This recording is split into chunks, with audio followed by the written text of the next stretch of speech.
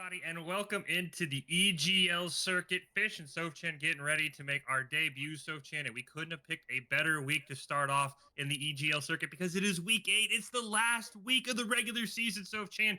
Everything is on the line for these four teams. We're going to see two of them right now, but everything's on the line.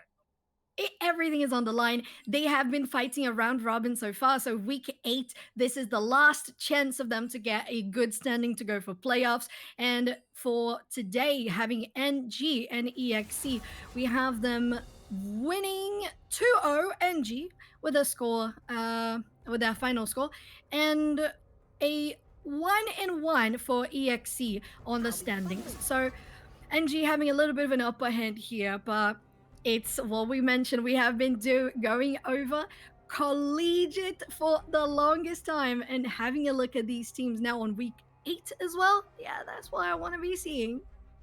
I mean, you got to put everything out here. If you have a comp that you've been saving, if there's some kind of cheese you're looking at, you've got to bring it out because, as you said, this is the final week of the round robin. They've got to be ready to go. As you said, NG taking on EXE is our first game of the stream. And I'm super excited. What, are you expecting anything crazy stuff, Because like I said, I'm expecting like cheese, maybe some crazy dives, maybe level 1 invades. I want to see something, especially from these teams that, as you said, maybe that 1-1, you need to make a run to make these playoffs. As only the top 3 make it. Got to do something crazy if you're one of these teams. Oh yeah, and we have already finished the first round of bans for the blue side, having the Na, Oriana, and the Hammerdinger for the side of NG. And on the side of EXE, they go for more top and jungle based, Vi, Ornn, and Javan fourth. So very, very varied altogether. Going for a Caitlyn potentially first pick. A little unorthodox. Little off. I mean, I think we've definitely seen it at Worlds. I think the Zion might have been, maybe that first pick you want to lock in. Now you speak of unorthodox. I know we're just hovering, but I mean, we're getting Nunu, we're getting Garner, we're just showing off the champion pool right now. Side of it looks like NG is actually on the side of red. EXE's on blue side. So NG, they're maybe trying to flex. I don't hate the Rengar into the Caitlyn. You don't have a mobile ADC. Of course, you don't know the rest of the comp. I think locking in Rengar this early would be an absolute nightmare. So I like the bars. Got a couple of different options you can go. Very interested to see what kind of Varus we'll get. We'll see what the second pick is going to be here for EXE. Yeah, they're going for something very... So again, NG on the red side, EXE on the blue. Looking at these hovers, it just really makes you feel like they enjoy playing with heavy damage dealers. We saw the likes of the Graves now. There was also the hovers on the Rengar, on things that have super good access to the backline and really going for assassin playstyles. They end up going for the Graves confirm. So, okay, that 2 ADCs like in that composition. Maybe we'll see a different build coming from the Varus to try to balance it out with the AD damage. But going back to the EXE side, the Caitlyn is also looking like things could be heavily reliant on ADCs. The Sion, though, is going to be the second pick, so at least they have a front line. I like the Sion pick. I think it adds a lot of very interesting matchups in that top lane, especially with the Ornn band, which I think is a champion that can kind of just go 1-for-1 with the Sion. You get that late game bonus of your Ornn items. I kind of like that Sion pick. But as you said, we go from Sion right to what most likely is going to be a Wukong lock-in here. They've been hovering it for quite a while. At the last second, they changed it to the kid. No, they got me. I was Zero was on there for a very long time. I will say, just has quite the nice buffer range, but I really like the Wukong. It does. It's going to get that dive. I think the Kindred would have been interesting, but I like this comp for our side on the blue team. I think you probably should have picked a support. I don't know if I'm super happy that you've given away your top and your jungle in the phase of picks, but yeah. I like the comp if you ignore the fact that they're going to get a support in the second round. Yeah, I agree with you, and at the same time I'm just very glad they don't go for the Kindred, because man, we don't need more ADC like champions. We don't need more on the likes of the Varus, the Graves, the Caitlyn. It's okay, chill out. You have your marksman and it's fine. The last pick here for NG is gonna be the Cho'Gath, so looking a little more bulky now, having that top lane secured on not just a champion that's gonna stand that ground through 1v1s, even surviving on any dive attempts because of Rupture, and at the end of the game, it's a second smite. I like the second smite. I'm worried that Cho'Gath does not have a great matchup into Scion, especially if you see the Scion maybe go for that sort of int push Scion. Cho'Gath isn't going to be able to just 1v1 or really even stop him from just charging into your tower, getting a demolished proc, and walking away. So I'm very curious what that matchup plan is. We do see a couple of support bans as neither team wanted to lock one in. You've got the Bard on one side, Blitzcrank on the other. Did see Blitzcrank in a lot of the OPGGs of these players. Definitely a very popular pick. The hook can absolutely change the game. I think it's a great ban as well as you have the Caitlyn, who's very mobile, who's very stationary. So I would say if they hook in a Scion, I think you're kind of happy at that point, right? Maybe you should have left the Blitzcrank. You know what? That is such a good point. If you just bring in the Wukong instant cyclone, you Yep. get the Scion, you get the knockup, and then it just really doesn't work that well. And considering they have such a big hitbox, it would totally make sense. But we finish out EXE with not just the Blitzcrank, but the Pike. So two supports here on the second round of bans. And for NG, we rounded up with the Bard and a Lux. So the supports more on the side of Enchanters, more on the side of sometimes even damage dealing, because we know what the Bard can do with an electrocute in the early game. But what we see first is the Cassiopeia locked in for NG. So big crowd control coming from this mid lane. I'm I'm perplexed. I got to see what the support pick is, but I mean, as casters, we talk all the time, so Jen, it's almost like a requirement of any caster. You have to hype up that R5 counter pick, but we're counter picking a support. Like, why not save the Cassiopeia, make it your R5, make sure you get a good matchup in the mid lane, unless this is some kind of weird. They already have maybe like a support Cho'Gath or something in here. I really do feel like this support pick's gonna be interesting. We get the Talia pick on the counter. I think Talia's gonna have a ton of mobility. This team for EXE has so much mobility besides the Caitlyn.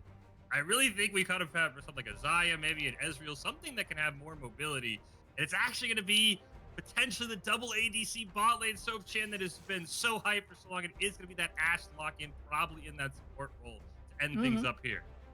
Yeah, I think that's very interesting. We were talking about, at least me, talking about trying to stray away from other ADCs, but definitely the Ashe is not going to fulfill that role. She's definitely just going to be controlling, slowing down, granting vision, and even just getting the all around global assists with the Crystal Arrow. So I very much enjoyed that. And one thing that we need to talk about while they have just logged in the Karma as the last pick for NG is that Fish EXE is now on 9 points on the current standing, so last placed between the top four, of course, the four teams in the competition. And this game is worth 2 points. If they do get it and EGL doesn't win a match, they could get themselves into the top three and finally into playoffs. Yeah, and just to pull back the curtains on the whole thing, right now we have RSH at 20 points. They're comfortably, I think, going to make the playoffs regardless. But these next three teams you were talking, we see two of them right here, Sofchan. This is where the excitement is. NG's at 13 points. EGL, who we'll see later today, they're at 11. And EXE is at 9. Every game is worth 2 points. Those three teams on the bottom can absolutely flip flop by the end of the day, and only the top three make it to our playoffs in 2 weeks. So every game, besides the games that RSH plays, they're kind of already locked in. And I think from what I've heard, they're absolutely dominating. But every game you've got to find a way to win. Because again, EXE wins this, as you said, they're now tied for third. If NG wins this, they're kind of in that like maybe in a comfy spot, 15 points. They're looking really, really good. So I think this is going to be a very interesting matchup. Again, I really have to say my biggest critique from our draft as we get ready to load in. I don't see why you didn't just pick Karma in R4, and then if you wanted to go Cassiopeia, fine. But I think maybe find something that if you liked a better matchup against the Talia. That's my only complaint right now is why did we Yes. R5 as support? I am so on board with you. For example, in that case in particular, get the Karma in the first round of bet and the first round of picks, and then you could have space to get a Syndra, a Victor, Cassiopeia. Three very heavily controlled mages that could do the job just fine, and especially against the Lilia, we could see the likes of even an Ari coming through to try to match out the roaming potential and some more of the mobility that Talia has. That could have been pretty great. But we're talking about Cassiopeia. Poor thing doesn't even have feet to wear boots. So one of my favorite RP League of Legends changes. Cassiopeia how would she wear boots? She doesn't have feet. Of course, has that passive movement speed that ramps up When in Nami the game. wears boots, Yeah, there are some. I'm not gonna say there's maybe some very interesting ones that you can argue, Valkos. you know, but getting back to the game, besides the Cassiopeia, I do think there are a couple things that I really want to see when we hop into the game. So, Chad, is what kind of Scion are we getting? If we get like Mm, that int top lane Scion, that I mean, the name is kind of just really yeah. derogatory because it just pushes you end the game at 0 and Yeah. 15, but no one can stop you. I don't know if Cho'Gath has a great matchup into that, Mhm. and that's where my biggest concern is, at least for my draft, is if EXE plays that Scion right. I think this kind of is free. So, Chad, I don't know about you though. What do you see from our draft? I think you have a great point there, Fish, and particularly, I'm not the biggest fan of int composition, not int composition, but int top laners like the Scion or sometimes the Singed that we used to see it a long time ago. Just going proxy, dying, respawning, Yeah. dying, being annoying, dying. So, it's not my favorite. So, to be fair, I would say that I would enjoy more the Scion being more present in the team fights, trying to just farm in the top side, not die. Even if they do die, try to take someone with them and make it a 1-for-1 and just be even Mhm. until you reach mid game and you can have the Cyan TP into other lanes, when you can have the Cyan going on 3v3s, 4v4s, and then, especially with Talia, with the Ashe, and Wukong Cyclone, you can really get a nice wombo combo so the Caitlyn can really deal a lot of damage. I am curious who protects the Caitlyn because you do have a lot of ways. If you are NG, you can maybe land a Rupture, you can land a Cassiopeia ult, you can land a Varus ult that are going to root the Caitlyn because Wukong, as you said, wants to go in. Talia probably going to use the Weaver's Wall, maybe defensively, but you really only Mhm. have an Ashe, and I feel like support Ashe is best used when you're using Crystalline Arrow to engage, not to defend. That's going to be my one thing. Can they keep this Caitlyn alive? Can EXE find a way for Solo Mason to absolutely pop off as we get ready to hop into the game? And I will say it's very fitting, Soph-Chan, it's been I don't even know how many years since I've seen a very serious Grave jungle. I know he's kind of had his highs and lows. Very fitting there Mhm. is no skin on this Graves because clearly this Graves was a last minute pick and they're like, wait, Graves is a champion still? Because that's how I felt about Graves. I have not seen him outside of my solo queue games in a very, very long time in a competitive tournament. That's super valid. I Speaking of skins, I'm looking at the Fairy Queen Karma. Oh, Spirit Blossom Cassiopeia. Oh, DRX Caitlyn, High Noon Ash. Everyone looks so fancy. I love that so much. And I think um if we see a good early game coming out from Timeless, that would be integral, like essential for the side of NG to really get things going for a mid game, because you either do well with the Graves in the early game so that you're really popping people off in the mid game, or you really just fall very much behind, which is not great considering the Cho'Gath Welcome to really needs so Summoner's much time Rift. to get to the late game. And we are getting into Summoner's Rift on the blue side, EXE, and NG on the red. 30 seconds until minions Final spawn. week of our round robin regular season here. EGL circuit. Everything up for grabs. And again, this is what I talked about. I wanted to see it invade. Timeless can at least maybe go in. Fire it. Doesn't even gonna fire a warning shot. Takes the volley in response, but yeah, nothing to worry here. Some here. Thing to keep an eye on. We do have teleports both the top and the mid lane, so they're going to be able to go really wherever they want, whenever they need to join team fights. As you said, that Cho'Gath going to have that Minions have second spawned. spike. Ooh, Alex maybe going to find a workers comp here, going to get a massive Q fully charged. I don't know if the Scion has the damage to keep fighting. It does give a little hey, what's up, hello before we return and wait for the minion. Definitely. And it's just good enough. You want to try to force out another Q lens, of course, not entirely charged. They laugh, they taunt each other. That's just how things roll in the top lane. And on that side, I think things are going to be very boring. The Yeah. Cho'Gath just needs so much time to grow. The Scion is going to try to, as much as they can, deny that farm. But bot lane looking a little more aggressive, Fish. Look at them go. You're DDoS and Kami. I don't think you want to take poke. This is where this double ADC lane really thrives, getting in those W spams on the Ashe. You can see DDoS Wow. already dropping very, very low. This is a recipe for a disaster. if you are the bot side for NG, you don't want to be taking all of this poke. That's something to keep an eye on, as you said. I think top lane very even. Mid lane, I think this is going to be slightly Talia favored until that Cassiopeia can get that tier of the goddess. All that damage this Ashe is already doing. DDoS has to be very careful because his only heal in this lane is that heal on the Bear. And doing good as well, not just in dealing the damage there with poking by the Ashe, but Drew also getting a nice distance from those Qs and the mantra Qs that DOS is trying to get in return. So very nicely done by them, avoiding the damage and countering it back with those volleys, with the auto attacks. And look at them, they can't really farm at all. So if we see any farm going to Kami, it's because they are doing super good in trying to decide, well, do I dodge this ability or do I get the last hit? We see this bot lane going for more push, but they really can't do much because the Karma can really just solo DDC alone. Alicia's gonna land. They do get the heal. The Ignite comes out. Flash away from Solo Mason. Kami smashes forward, but Drew is doing so much damage. The double ADC lane prevents it. You do have Graves coming down, though, as well. Oh my Tyler's God. dashing over the wall. Gotta pick up that first Great blood. job. Drew trying to at least get something. Flashes forward, picks up the kill, but it will be a 2-1 bot lane for NG. With Graves and the Varus picking up kills, you couldn't have asked for a better start.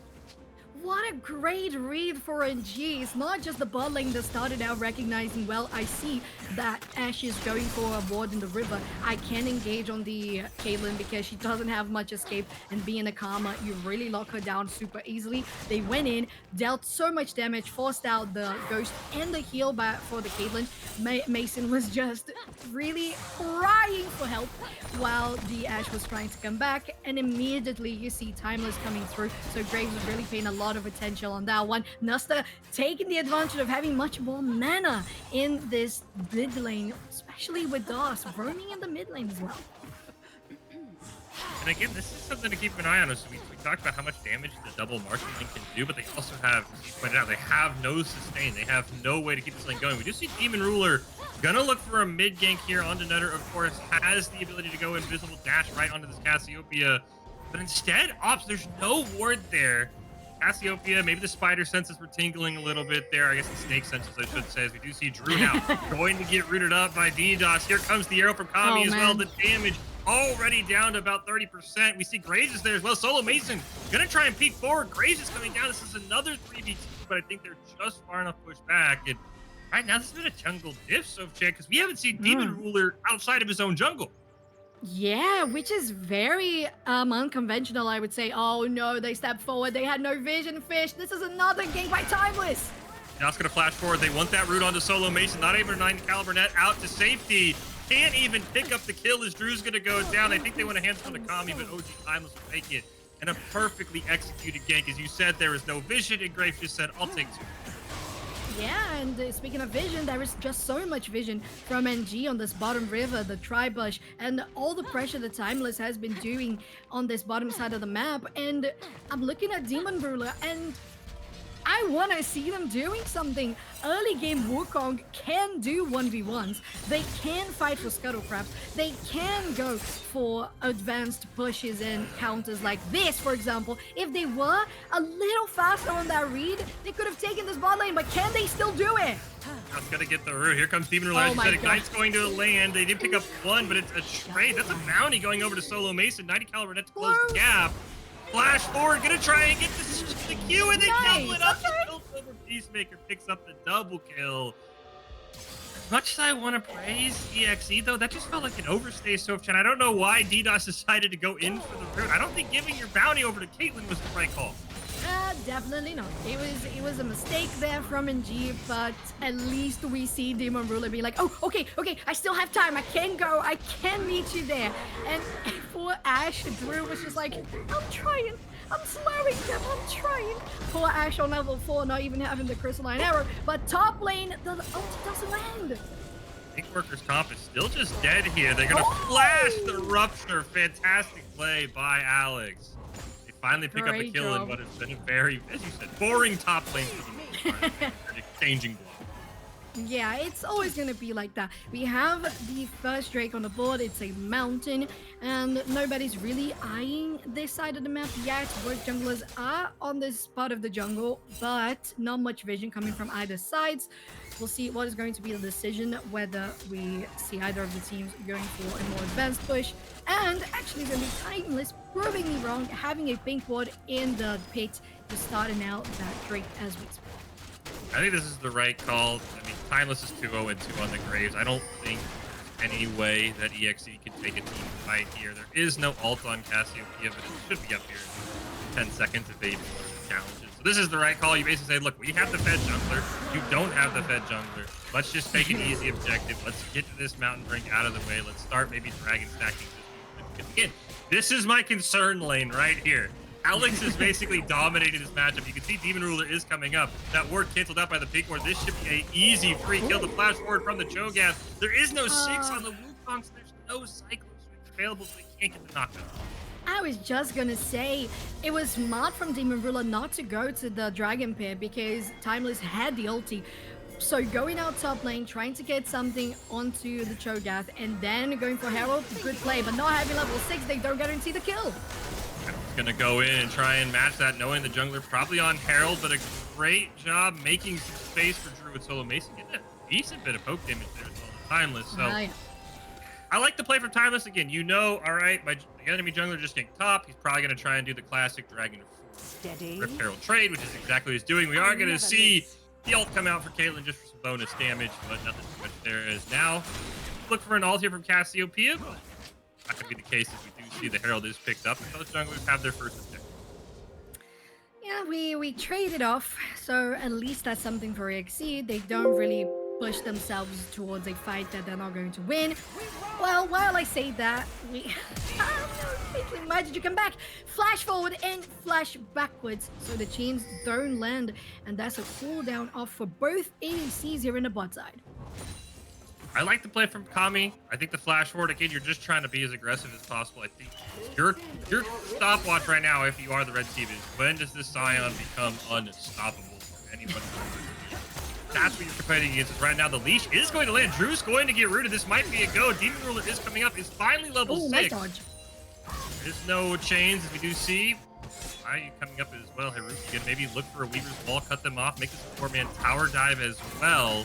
Trying to shove this lane out. You can see the Talia just hanging around.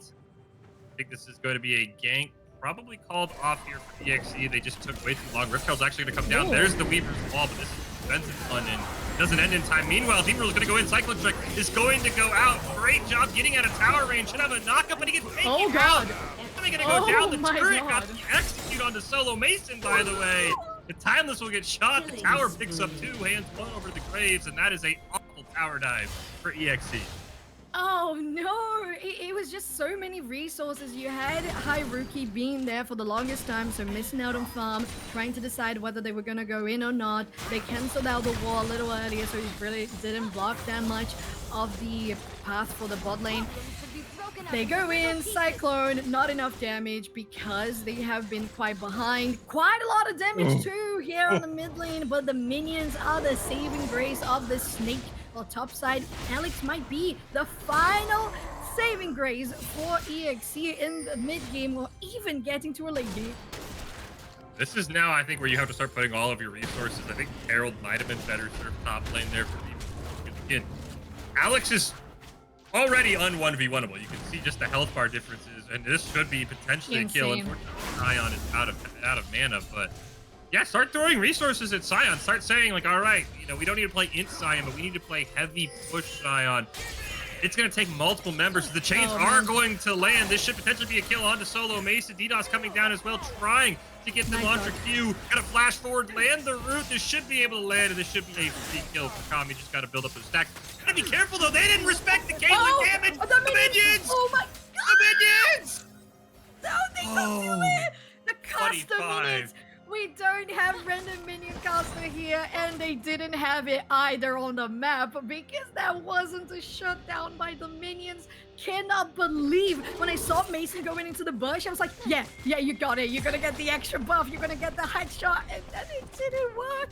That was really, really close though, considering it was a 1v2. Okay, I see you, Mason. You're doing stuff, still trying to get more of those items to actually get more. Wait, what? When did that happen? Oh, no problem at all. Our producer here is trying to keep up with all the things that's happening on the map. We appreciate you. It's okay. And to be fair, with all the things that have been happening, do you expect more kills? I was gonna say, Timeless started backing. You gotta level. This is free. This is free if you can get in range. Alex took the wrong way around Cyclone Strike. Oh. Here comes the Reaper's Wall. Take out the Blast Cone. You gotta hit the Blast Cone. They do have Alex camping the Blast Cone. They are able to knock him away. Alex is just camping that one side, but here comes Tommy. This is all of a sudden an all-out brawl. Workers comp coming as well. Drew gonna come down. This Ashe is level 6 though. Dash over the wall. Gonna get punched right job by Haruki. What a play by the Talia. And a massive shutdown that EXE desperately needed onto their mid lane. What a fight! That was such a scuffle here in the jungle. You had such an aggressive play from Timeless being here to invade and take down the blue buff. We're gonna have a TP coming out in the mid lane by Haruki. So great, especially after getting that Ludens. They have the Dark Seal, and they're going in as well with Drew, but is it going to be enough? Because DOS is also around, and this Karma is punching some damage, especially when the bot lane is so farther ahead compared to the enemy Caitlyn. Have the second dragon up. It is a Cloud Dragon, another one of those dragons that I don't think anyone's too excited about, but it does mean there's quite a lot of powerful Dragon Souls, Infernal potentially, Hextech still available as a soul as well. So this could be massive, especially if NG is able to pick up the second dragon, be halfway to the soul. And you can see them kind of hovering around it. I think they have full control. Alex does have teleport, has a 2-level advantage on Workers Comp, by the way. And this is maybe one where you just want to start the dragon just to get Scion out of the top lane, because right now this Scion is going to be a problem. They get the dragon, there's no at all. Let's see if we can find out. It will be an Ocean Soul. Not quite, I think, what NG was hoping for. I think he wanted really Infernal or Hextech to try and melt the Scion, because Scion is a problem. Yeah, it really is. At the same time, well, your Cho'Gath is going to survive for ages. So is your Cassiopeia. They're both going to be healing and healing and healing, and things are going to be fine for them both. I'm starting to worry for EXE, because I agree with you. You gotta use the power spike you have on your Scion, especially on the shutdown, having the Ludens and the Dark Seal for Haruki to try to get things going cross map. TP on your top laner, ulti for your Talia in the mid lane. Try to get more pressure for those objectives, because they're just being given. Okay, farther away it goes. There's not enough damage yet for Haruki to melt this snake down.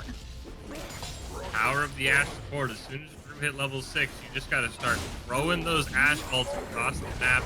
As you said, though, maybe hoping you have a little bit more damage so you're able to combo a kill, because that was the full Talia combo. There wasn't enough damage. Do you see the two junglers potentially going to run into each other once again? Alex roaming down, Nutter already on the way as well. Team Ruler just going to get out of dodge. They might be able to turn this, though. Worker very, very low, but Timeless and Nutter just decided they didn't want to help their teammate. They start the Rift Herald. Reaper's Wall is going to come out. Haruki now on the flank. Deep Ruler there as well. Great Cassiopeia all going to land a stun. The Scion is just simply living. Cyclone Strike going to get one knockup. Finally, they kill the Scion. Going to get that revenge form, though. Pick up a kill. Nutter able to pick up one on the other side. Barely living. Very disastrous moment, but luckily they're able to survive for the side of NG. And they pick up multiple kills, and they're going to get a hero. Yeah, 3 kills for NG to 1 for EXE. Having the Herald as well, that's going to be massive for them. They have accumulated plenty of... No, the Crystalline Arrow misses!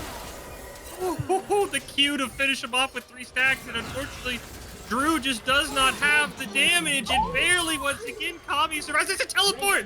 There's a teleport coming in from Alex. He wants the kill. Follow-up teleport is coming in from Nutter. This is an absolute bloodbath. Unfortunately, the Scion is just simply going to get slowed the entire way. Another chain going to land, but there's just too much HP. I don't think they're able to kill Alex. He's going to get back underneath that tower. drop the Rift Herald mid. What a crazy teleport, but unfortunately nothing's gonna come of it. Very close though. I would have loved to see Alex go now for that TP a little earlier in the game, a little earlier in this fight in particular. The bot lane on the side of EXE is really being really super aggressive about fights when they should be respecting the enemy upper levels. Okay, let's go. It's going to land on another as well as a knockup. Trying to get out of the way. Here comes the teleport from Shogat. Is there going to be a multiple man knockup? Going to teleport right into that Scion Cube, and Alex is taking so much damage. Of course, teleport, maybe one of the worst spells to use mid-team fight against the Caitlyn, because there's going to be a snap trap right on you. There's going to be a tasty cupcake waiting for you. Yum, yum. Here comes the headshot, of course. Oh, God. Not enough damage. Not even level 2 on the Ultra Solo Mace. Oh, God. Nutter didn't even feel that. That's like a soft breathe. Crazy. So underwhelming. Very unfortunate here. And it grows even more. Does it hit? It does! Is there damage, though? This is the question. Okay, the trap. Gonna go down as well. There's the arrow. Okay, they might finally have enough. The ult's gonna land. This could be a problem with the ease. But they're able to flash away. Solo Mason gets through. But no, Drew goes down. Oh my god! Nutter's in the name pits. Man's absolutely nuts. Oh, the Weaver's Wall. No, you're not gonna know. Oh, Haruki, please do not throw this. The rocks miss, the fist miss. Oh no! Who needs boots? Finally, the Cassiopeia raid is shut down. Oh. Oh, it's the fighter where mid laners are like, no, I don't need to hit spells. I just need to land onto attacks. Oh, okay. Backline comes Alex. They pick up Drew God. Kami, just gonna be basically traded out here. Not sure the gold is worth it on a 2-7 Ashe. Shut down, but a kill is a kill. It always helps with KD. Okay, some damage. Up. It's just Talia does not have enough damage right now. Haruki is simply missing rocks left and right. Tyler's gonna come in. Two to the face. The reload from the shotgun in it. We got top lane here as well, going for the Cho'Gath. They're probably going to be taken down. They're beefy, but not that beefy. Are they going to spend any big resources on this? They are not. Just a simple takedown on the top side.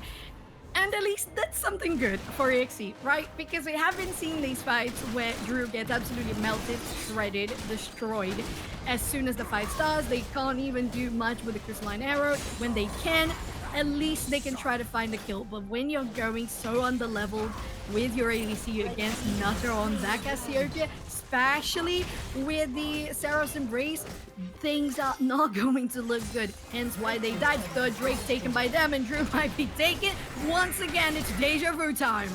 This should be a free pickup. This time they don't even have to trade anything for it. Timeless 7, 1, and 3 on the Graves, proving me wrong and maybe proving my Graves deserve to relook competitive League of Legends. But this is just like my standard solo queue game where the enemy Graves is 7 and 1 and one-shotting me. So, you know, I'm very used to this. We are. We really are. Nutter pushing out here on the bottom lane, probably going to take out the steal. One, the chains don't land. Reason would have been a dad, Caitlyn instead. But they're going in. They don't land anything. What's going on? At least the trap is going to be the last headshot of him. Alex, a Demon Ruler behind it as well. The execution from Tyler's going to pick up too. The Cyclone Strike might be enough, but a great monster shield from DDoS going to get the Graves out of here. Nutter coming in as well. Second Cyclone Strike. Barely not able to kill the Graves. The man's running away. There's a blast code. He is safe out of the way. DDoS potentially looking for a way to find a kill onto Demon Ruler. Did get the root as he dashed away. The alt forward. They're looking to kill. Why? What did Drew do to you? What did poor Drew do? Demon Ruler's going to get the back off, and Alex is just simply going to get taken out. Oh, that's insane. And look at Timeless as well. Healed so much back from it. That is nuts. We talked about the Ocean Drake and how that was going to benefit them quite a bit. Top lane, the Cho'Gath pushing in. Mid lane pushing in. The tier 2s are almost taken down. And with the amount of pushing you can have with this Cassiopeia, yeah, things might be a little difficult to defend when there's so much aggression on so many lanes at the same time. Crystal Arrow hits. No damage. That was the full combo. That's the Crystal Arrow into the Snap Trap, into the headshot, pulled over Peacemaker, and it barely broke the Karma Shield. unfortunately, EXE just does not have the damage. As we saw in that last fight, our producer pointed out in our ears that Graves lived. Everybody lived on NG, by the way. That Graves had a sliver of health, gets over the wall, heals up, comes back in, secures the kill. It's just there's no damage anymore for EXE. I'm looking at this comp and I'm saying, okay, where is our win condition? And even the Scion is falling off. He's just a giant cannon minion. Yeah, very unfortunate for EXE. They have objective banners on the board, so it would be easy to take down this mid lane. There is very close to down, like around 10-20%. So that would be potentially the first way to start doing things. Then you get a little more control and vision for this bottom side, but then how do you even push your lane when the enemy Varus is just doing so much havoc? Oh, both of the ults miss. Kami taking a ton of damage. Teleport is coming in from Nutter. DDoS going to try and land. Double root going to land onto this Scion. He's incredibly tanky, but not that tanky. Slowly going to fall down. There's the Cyclone Strike. Demon Ruler trying anything he can. Trying to flash away. DDoS over the wall. Going to land the root. Second Cyclone isn't going to matter. But great stun onto the Talia as well. They're all live blocked. It didn't even break the Karma Shield. It didn't even break the Karma Shield!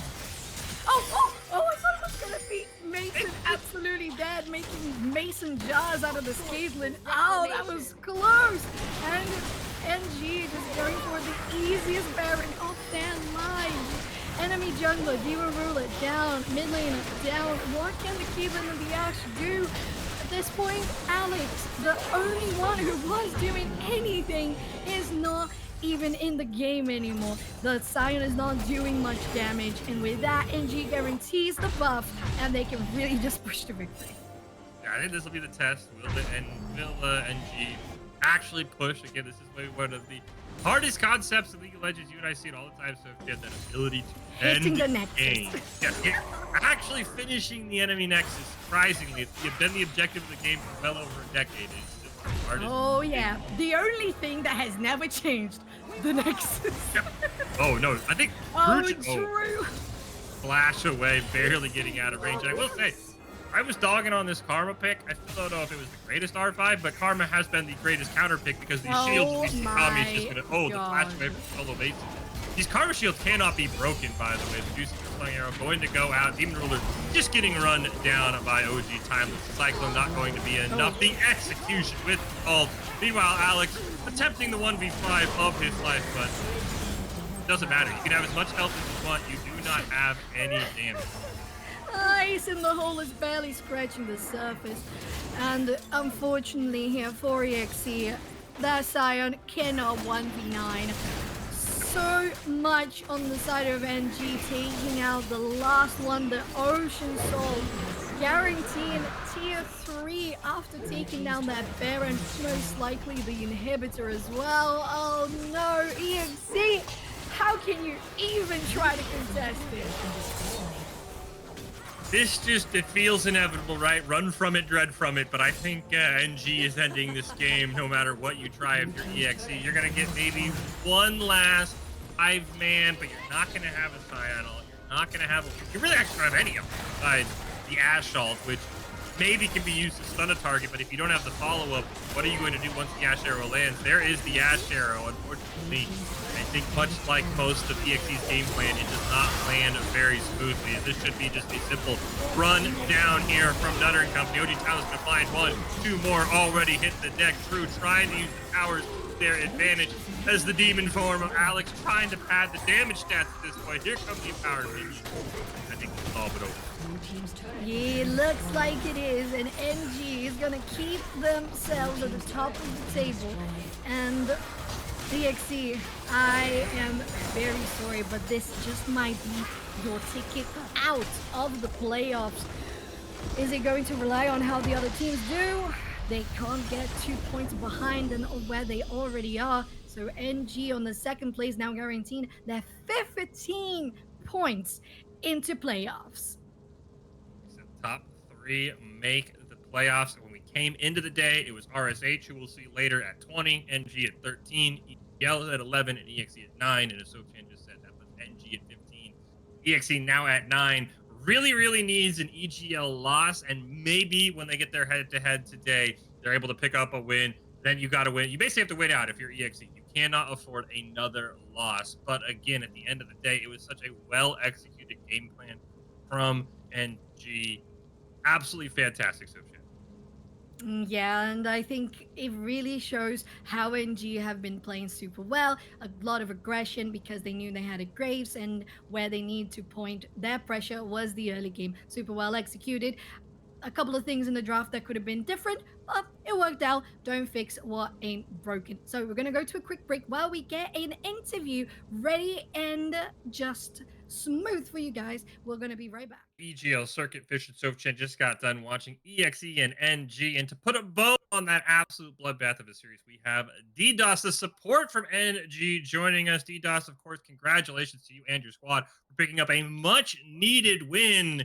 And coming into the day, of course, it's the last week of the regular season round robin. Is there any pressure? Has there been any chatter on the team of, okay, we got to win this game and then this team needs to do X to make sure we qualify? Or has it just been, let's play our game and we know at the end of the day we'll be in the playoffs when they come? Oh yeah, we've been just going into these games just having a blast. We're Okay. not stressed at all, no stress. That's massive. All right. We love a cool mental. And I want to ask especially about your pick and how we went in the draft. So you guys went for the Karma last pick. And was it something that you were already thinking about? Is it just because it's a safe support? Tell me about it. So they banned out most of the champions that I generally play. Um, but we thought Karma looked like it would be good with the Varus synergy, and it would, mitigate some of the pressure that Ashe puts on the early game in the laning phase, as well as the slows and snares for the team fights, keeping Wukong and Sion at bay. That's valid. And also in regards to the draft, for example, the Cassiopeia, you guys went for her as the third pick in the game. And we were thinking about the fact that sometimes is we don't usually go for the mid laners there. Was it just because Nutter is just that comfortable on Cassiopeia? You just really just no stress at all? Yeah, he thought he was just gonna go out there and 1v9, I think, on the Cassiopeia. Okay. All right. You got anything else there, Fish? Yeah, DDoS. I mean, that bottom lane, of course, when you're playing in a double ADC, you're gonna know they want to poke you. You guys ended up turning around, picking up a double kill. Felt like Timeless was basically setting up his tent, setting up his campfire, and just having an absolute ball on the bottom side of the map. Was there a moment where you guys kind of were like, "Yeah, this is over. Timeless is like 7-1." Was there a moment where you're like, "Yeah, we won this lane. It should be GG," or were you guys stressed the whole time? Yeah, I'd say about the second time that Timeless came back, we felt super comfortable after that. Timeless played really well around the bot side. Well, DDoS, congratulations again to you and your team. But of course, you still got two more games. So best of luck in your games going forward. And hopefully, when it's all said and done, you guys are in the playoffs in a couple of weeks. You are a ton of fun to watch. So best of luck the rest of the day. Thank you. Great job. Good luck. That was DDoS from NG again, picking up that win, looking very, very strong. And guess what, Sochan? We're going to see DDoS on the stream again. It's going to be Oh. EGL taking on NG for our next game. We are going to take a quick break. But again, when we come back, it is the EGL circuit. It is week 8. Everything is on the line. We've got a very, very important playoff match potentially coming up. It's EGL versus NG coming up right after this.